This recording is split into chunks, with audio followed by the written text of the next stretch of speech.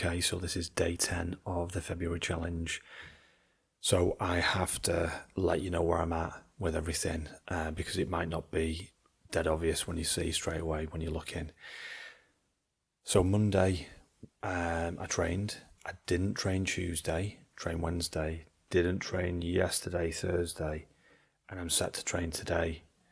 So the plan should have been for the February challenge, focusing on Monday, Tuesday, Wednesday, Thursday, Friday, Saturday, Sunday off for rest times. It's just been a super busy week this week, and I've prioritised other things, so it rolls up.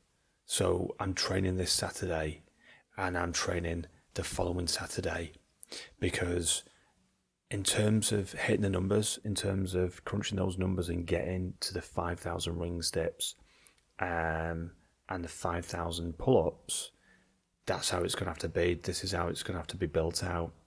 And that's what I love about having something high level like this. It just means that at any point I can just have a look and think, right, okay, how many have I got left? Where am I at? How many days are left in the month? All that sort of stuff. So yeah, feeling the pressure? Yeah, of course I'm feeling the pressure, and I probably respond well to it. But yeah, it's just been super busy this week. So in terms of the rings dips, that is coming on leaps and bounds, 100%. So I'm surpassing the session target, and that's because I want to get the deficit made up. So for example, if you take the 3,060 rings dips that are left and the remaining number of days, if I focus on 280 rings dips each session, each time, then that's going to get me to the 5,000. So that's what it looks like. Will it be achieved? I don't know. Let's find out. Stay with me on the journey.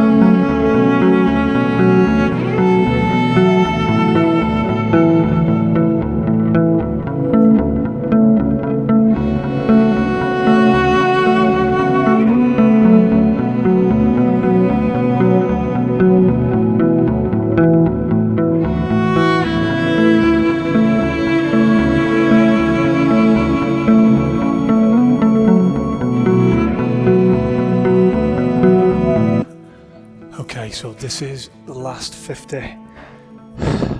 So 2 blocks so far.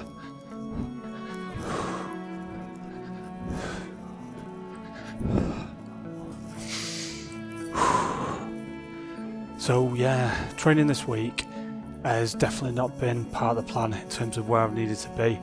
So it's been Monday, Wednesday, Friday. Tuesday and Thursday didn't happen.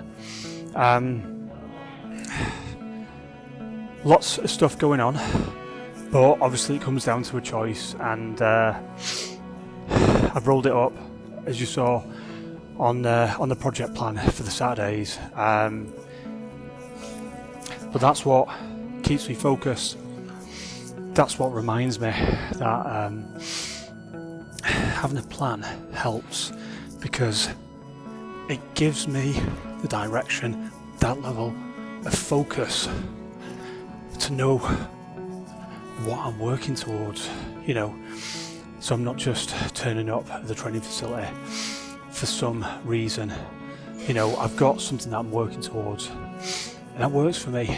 You know, that level of detail, that level of planning gives me that focus. But also at times when, say, a training session doesn't happen once, or that's right, twice in a week, not good.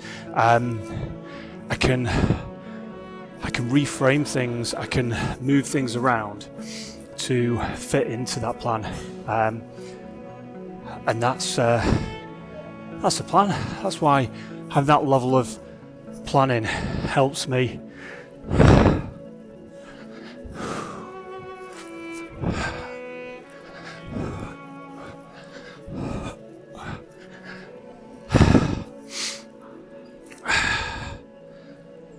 Yeah, so it's been an interesting week this week. Interesting in the sense of I've definitely had a lot of computer time this week, a lot of screen time, and I can feel that 100%. I need to be mindful of that as well. So I'm not always great at taking little breaks. I know that should. I've got systems in place for that to help me. But sometimes I push through. I just get myself in this level of flow, hyper-focus, a bit like doing the pull-ups, large volumes. And once I get into that state, I love it. I really enjoy it. That becomes my number one focus. And if I'm enjoying what I'm doing, then even better. If I'm not enjoying what I'm doing, of course it's harder to get into that flow state. But invariably, once I get into that flow state, it's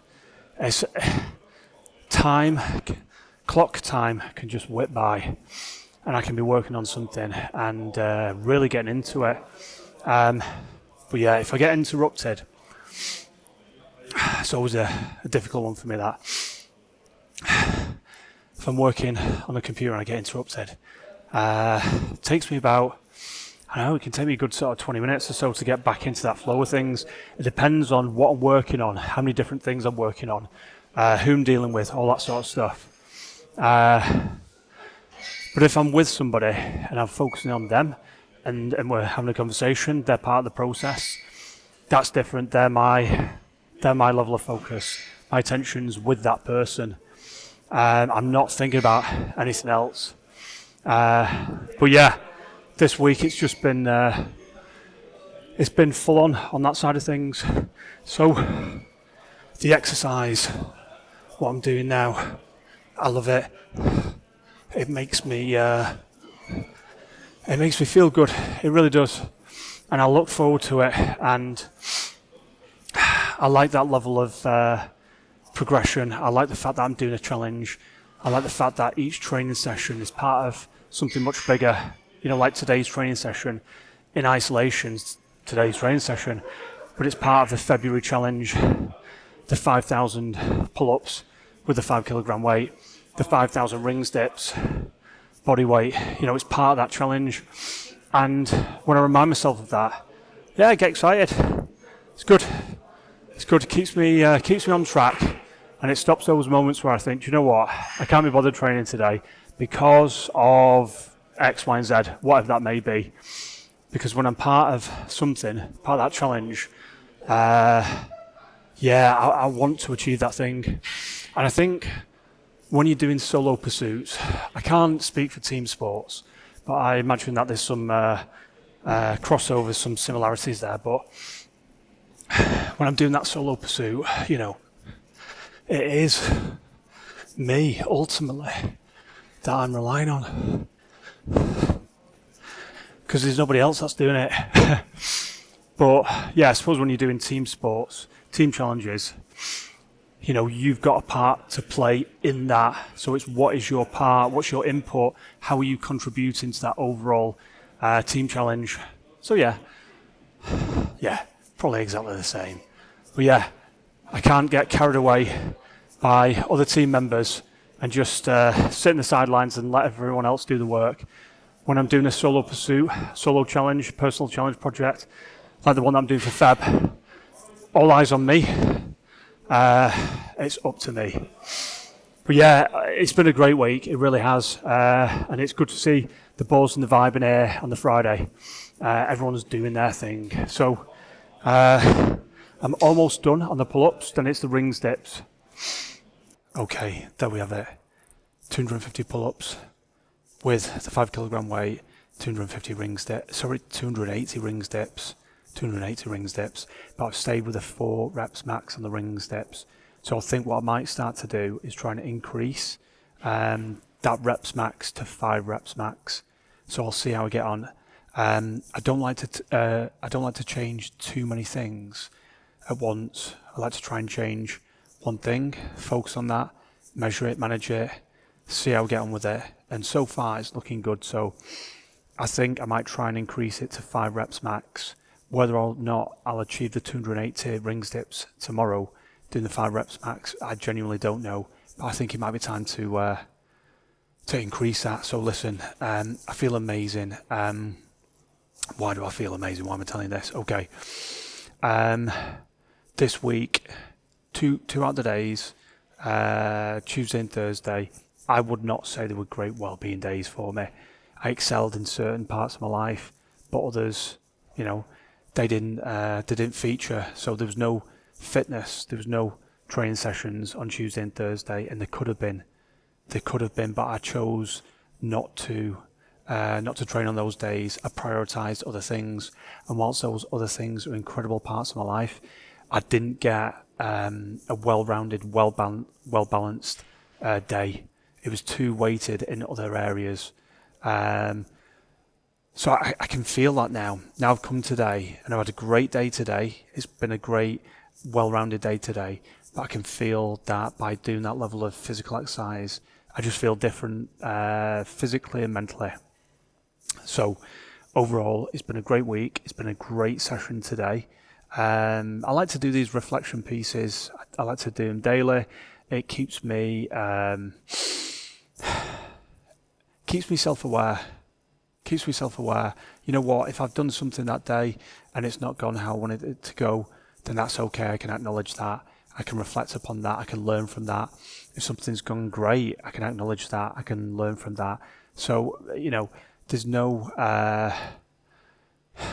definitive way of reflecting. It's just a case of reflecting on what has been, calling into question everything from that day, from that week, whatever it is, whether it's a weekly reflection or a daily reflection. I like to do daily reflections. It's easy to manage. It's easier to fit into my day, and I can do it throughout the course of the day. So I can start the day with a reflection. I can start the day on that. I can have a midday reflection, say 12 p.m. Lunchtime, whatever it may be. Say one around about 3, then one maybe around about 6, then one at the end of the day. It really doesn't matter. There doesn't have to be a strict regime or a routine. I just need to make sure that I incorporate some type of reflection time for me, where I'm not distracted with anything else other than just my thoughts, reflect upon the day and what's been. And it's good. It's good. It's good for my personal development. It's good for my performance as an endurance athlete. It's good for my relationships, people that are close to me in my life. It's good for my cognitive development, my learning, my knowledge, my experience, my work-life balance. Lots of different things that are going on here. So yeah. But listen, it's Friday. It's Friday. Thank you for staying with me on this journey. Wherever you are in this world, whatever you're doing, be kind to yourself, be kind to others. Thanks for staying with me on this journey, and it's great to have you on board. I'll see you soon. Take care.